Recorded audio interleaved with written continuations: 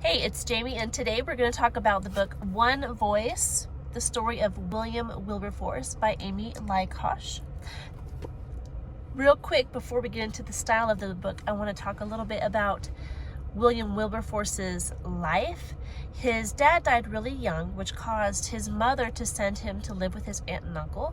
And while there, he learned a lot about God, but his mother didn't like that, so she pulled him away from his aunt and uncle, and that was actually a bit detrimental to the beginning years of his life.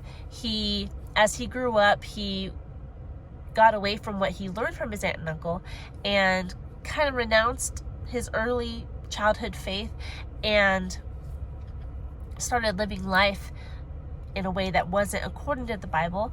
He inherited two fortunes, one from his uncle, who I just mentioned, and one from his grandfather, his mother's father.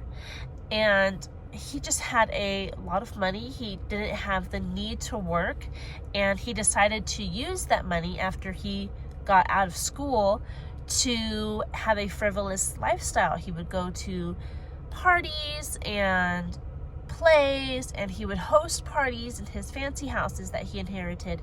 And this went on for some time before he felt that it was meaningless, and he started remembering his faith that he had when he was younger.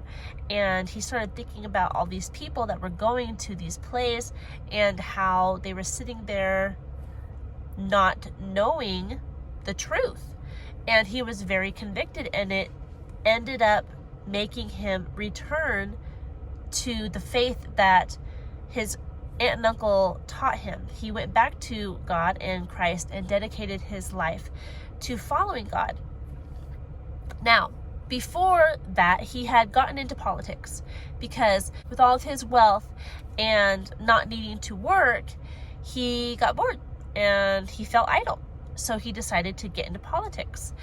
Now, when he accepted Christ, his first thought was to get out of politics, that he shouldn't be in that sphere. But people around him who also believed in God counseled him and said, maybe you can use your Christianity for good in the sphere of politics. And he listened to them, and he stayed in his position and decided to be a voice for Christian principles. And the main one that he was a voice for was anti-slavery. Now, this book actually, I know if you've been watching, we've been studying U.S. history, but this book takes place in England. And it is the story of how William Wilberforce ended slavery pretty much in the British Empire. Not single-handedly, but he played a very big role.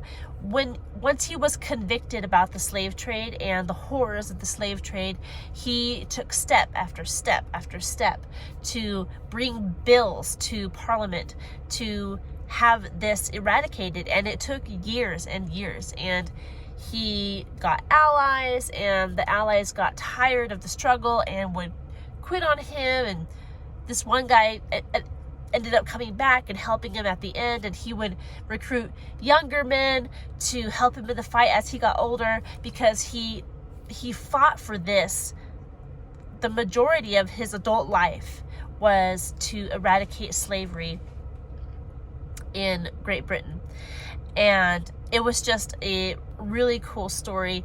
And spoiler alert, you already know this, but slavery was eradicated, and it had a huge impact on countries around the world. I think the reason why they had us read this book while we're studying American history is because William Wilberforce and his push to get rid of slavery in Great Britain affected America, and we eventually got rid of slavery as well.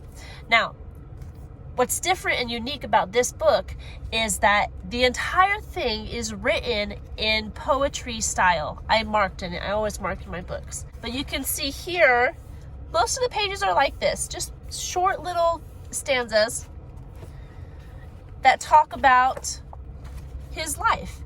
It is like the history of William Wilberforce through poetry.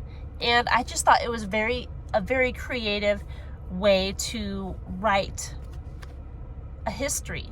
The book was a quick read because of that. It was not long, did not take long to get through it, but it was very impressionable. And I took my boys through this book, and towards the end, they knew that every time he brought the bill to be voted on, it was voted no every year. Like, it was the same bill every year. No.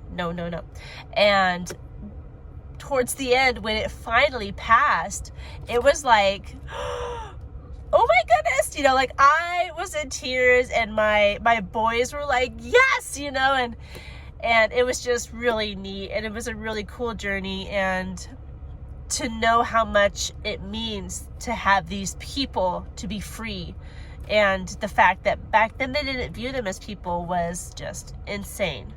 I would recommend this to add to your American history, to add to your, if you're studying Great Britain's history, it would be a good addition. And it not only emphasizes the importance of human life and the quality of human life, but the reader cannot help but see that the reason William Wilberforce did all this was because of the convictions of his faith, the fact that he was following God, and because of his love for God. When he looked at the world and he saw what was happening with these slaves, he was like, no, this is unacceptable. It can't go on any longer, and I will do everything in my power to help eradicate it. Even if you don't read this book in particular, I would encourage you to study or just read a quick story about William Wilberforce, an inspiring life. And I love these stories about men who do not stop,